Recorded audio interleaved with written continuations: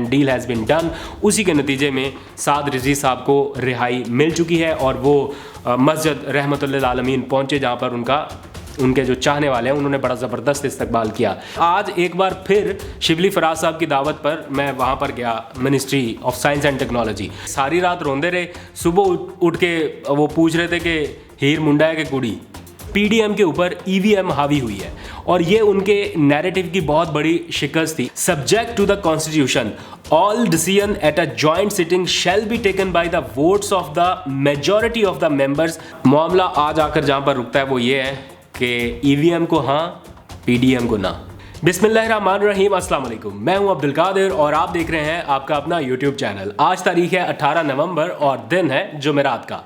गुज़िश्ता रोज़ voting right से मुतालिक कानून साजी के बाद वज़ीर आज़म इमरान खान ने ओवरसीज़ पाकिस्तानियों को मज़ीद सहूलतें देने का ऐलान किया है। पार्लियामेंट से मंजूर होने वाले इन बिल्स के बाद जो सूरत हाल पैदा हुई, ख़ास तौर पर अपोजिशन का एहतजाज और ये सारे मामलात और कुछ सवालात उठ रहे हैं कि क्या ये कानून अदालत में चैलेंज हो सकता है या नहीं, इसकी कानूनी आइनी पोजीशन क्या है।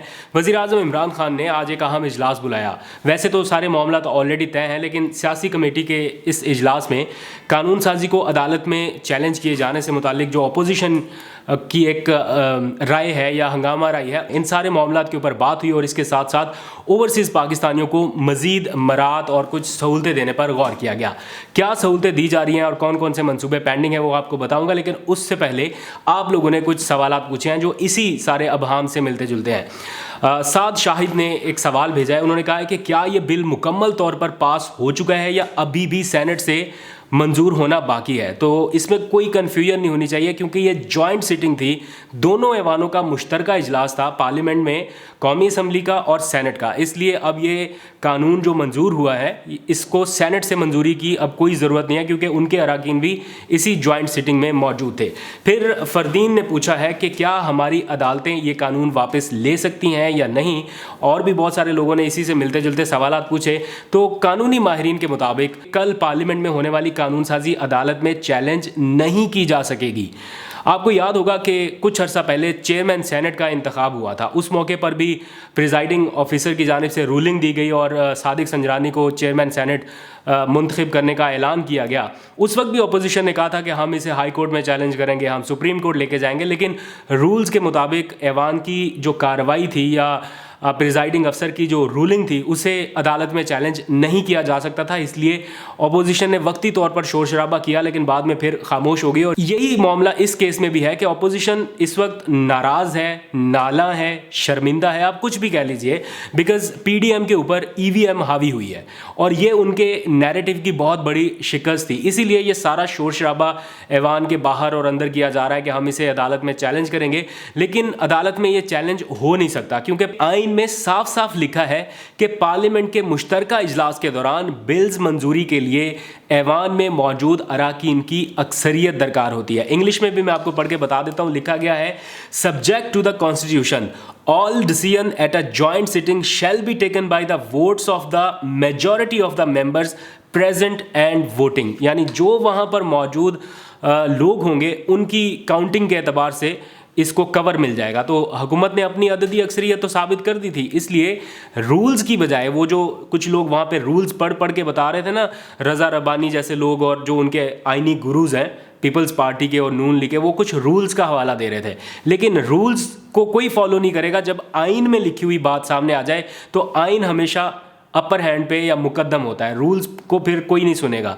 इसलिए जब ये मामला अगर अदालत में चला भी गया तो अदालत इसको ये कह के फारिग कर देगी कि आइन में साफ तौर पर ये लिखा जा चुका है, इसलिए गुंजाइश नहीं है कि अदालत इसे कलअदम कर दे या ख़त्म करार दे। इसलिए ये कानून बन गया है। अब इलेक्शन कमीशन को भी अपनी बहानेबाजी एक तरह से छोड़नी पड़ेगी, बिकॉज इलेक्शन कमीशन तो कानून बनने से पहले ही डिक्टेशन दे रहे थे ना उनके कुछ लोग कि नहीं जी ये नहीं हो सकता। ये उनका काम डिक्टेशन देना नहीं था। इलेक्शन कमीशन ये नहीं कह सकता कि आप ये कानून साजी नहीं कर सकते।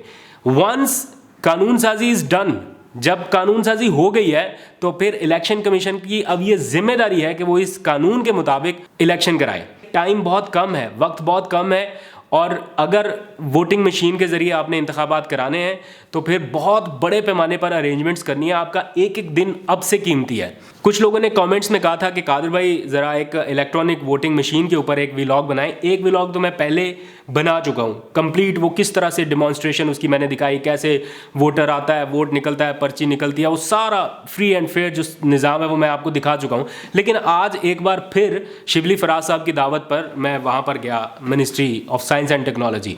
वहाँ पर उन्होंने अपनी प्रेस ब्रीफिंग भी की और यकीन जानिए मैंने एक छोटा सा सेगमेंट रिकॉर्ड किया, मैं कल के व्लॉग का उसको हिस्सा बनाऊंगा।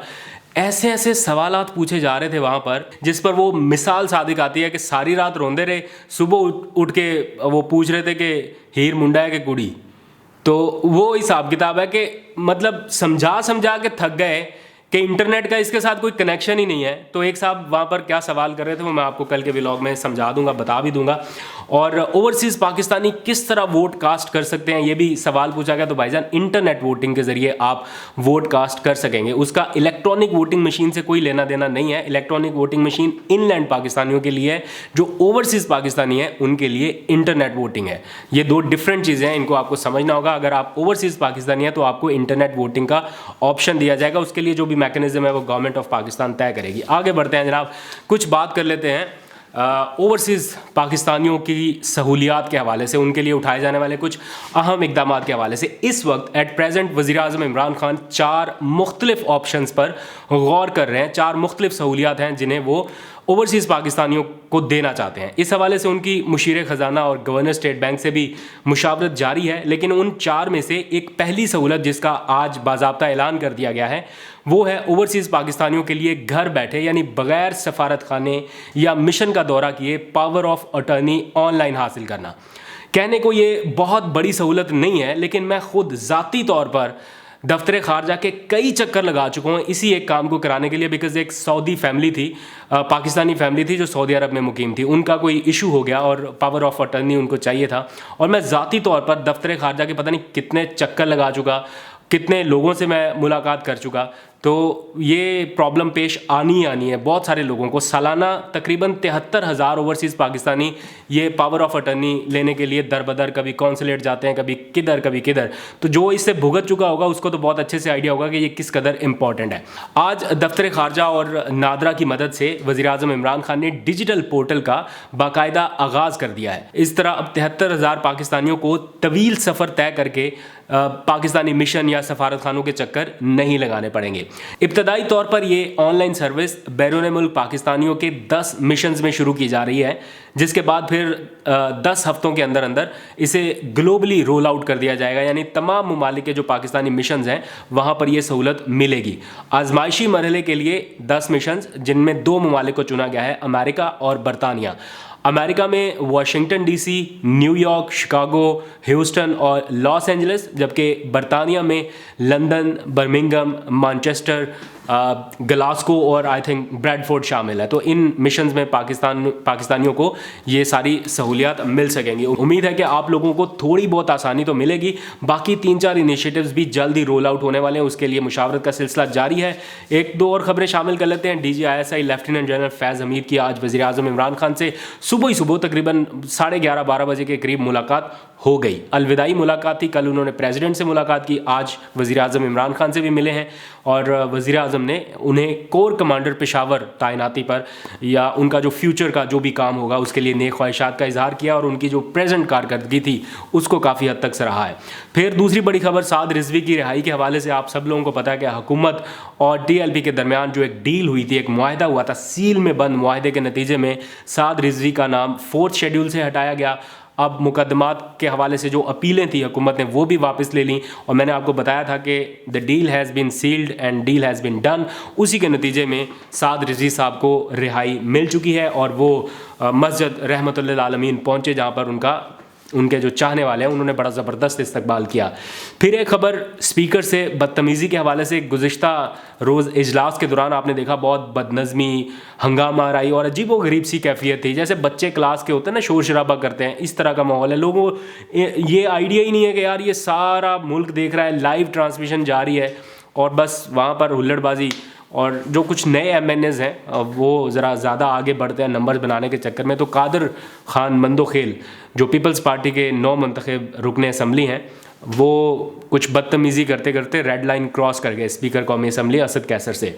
तो ये बदतमीज़ी उन्हें पड़ी है भारी, और इसके नतीजे में एज अ फ़ाइन स्पीकर ने उनके ऊपर पाबंदी आयद कर दी है कि वो कल होने वाले कौमी असम्बली के इजलास में शिरकत नहीं कर सकेंगे। ऐसा होना चाहिए। जो लोग फॉलो नहीं कर रहे रूल्स को या ऐवान के तकद्दुस को बाला ताक नहीं रखते, उनको इस तरह के सबक सिखाना ज़रूरी है। तो जनाब मामला आज आकर जहाँ पर रुकता है वो ये है कि EVM को हाँ, PDM को ना। मैं PDM को इसलिए बोल रहा हूँ कि ये नहीं कि किसी जमात के अगेंस्ट हूँ, मतलब PDM के उस नैरेटिव के अगेंस्ट जिसमें है कि जनाब EVM को वो शैतानी मशीन करार दिया। कोई शैतानी मशीन नहीं है। सारे ऑनेस्टी के साथ अपना लगे पड़े हैं कि जनाब ये मुल्क सही डायरेक्शन में चल जाए। सारी दुनिया कर रही है तो हम क्यों ना करें। तो इसको सपोर्ट करना है, मैं भी कर रहा हूँ, आप लोग भी कीजिए। और कल का व्लॉग मैं आपको दिखाऊंगा कि लोग किस किस्म के क्वेश्चंस वहाँ पर कर रहे हैं। आज तक के लिए इतना, अपना बहुत सा ख्याल रखिएगा। अल्लाह हाफिज़।